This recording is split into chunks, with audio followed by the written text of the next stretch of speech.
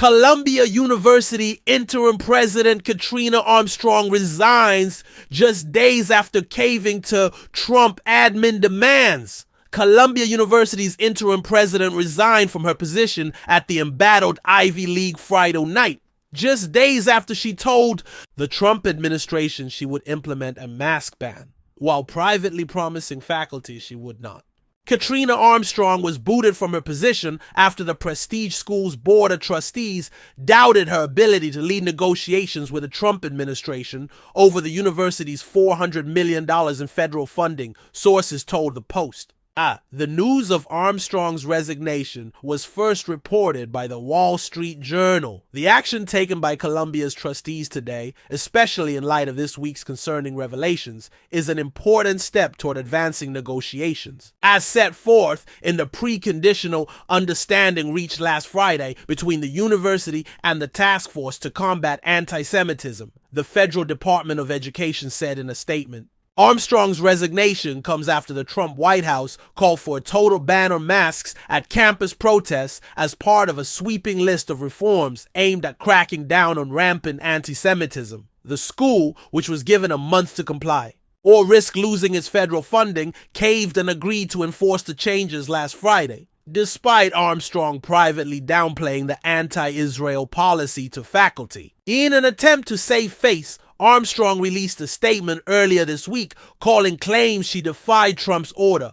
unequivocally false, while assuring the mask ban would be implemented with the full support of Columbia's senior leadership team and the board of trustees. But it was too late, as transcripts from comments she made to faculty revealed she renounced those very actions she vowed to take, which was the final straw for school officials, according to sources. Armstrong told students and faculty in a letter Friday that she will return to her role as chief executive officer of the university's Irving Medical Center. It has been a singular honor to lead Columbia University in this important and challenging time, she wrote.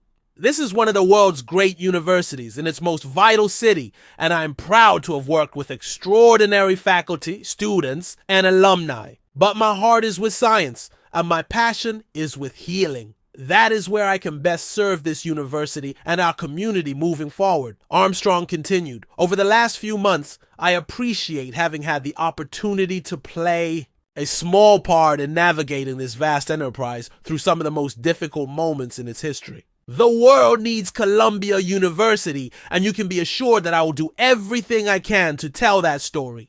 Armstrong assumed the high-profile position in August 2024, when former President Minouche Shafik suddenly resigned and fled back to the United Kingdom after the elite institution was marred by constant and sometimes destructive anti-Israel protests that splashed Columbia across national headlines. Shafik, at the helm for less than a year, blamed the year-long period of turmoil for her shocking departure. Critics slammed Shafik for not sufficiently cracking down on campus protests in the wake of Hamas's October 7, 2023 attack on Israel, until the tent encampments took over the Ivy League school's lawn in the weeks leading up to graduation. Hundreds of students were arrested on trespassing charges for refusing to pack up.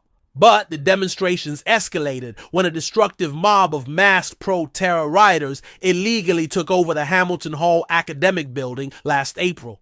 Palestinian activist Mahmoud Khalil, who spearheaded the student-led seizure, was detained by immigration and customs enforcement agents earlier this month for his role in disruptive and at times violent anti-Israel protests at Columbia last summer. His arrest came days after Trump yanked $400 million in grants and contracts from the Ivy League school, claiming Columbia didn't comply with anti-discrimination laws when it failed to protect Jewish students. Board of Trustees co-chair Claire Shipman has been named acting president effective immediately, Columbia said in a statement, adding that she will serve until the board completes its presidential search. I assume this role with a clear understanding of the serious challenges before us and a steadfast commitment to act with urgency, integrity, and work with our faculty to advance our mission, implement needed reforms, protect our students, and uphold academic freedom and open inquiry, Shipman said. Columbia's new permanent president, when that individual is selected, will conduct an appropriate review of the university's leadership team and structure to ensure we are best positioned for the future.